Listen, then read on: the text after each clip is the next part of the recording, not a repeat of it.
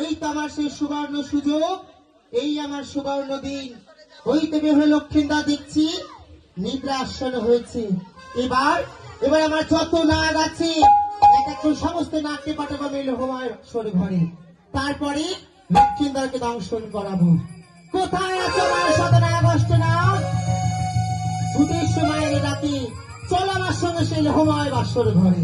এসো আমার যত উন্নত নাগ, এসো তোমরা সবাই নেমে আমার সঙ্গে চলো আমার হুমায়ুন বাসর ঘরে।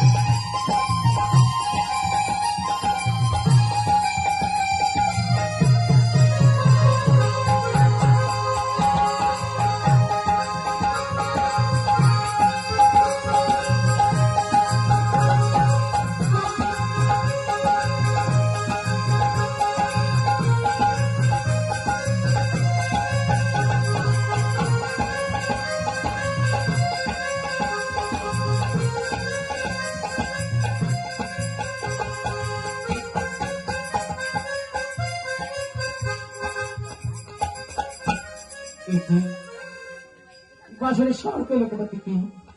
না না না না, এ হতে পারে না। বাসরের ঘরে সর্প?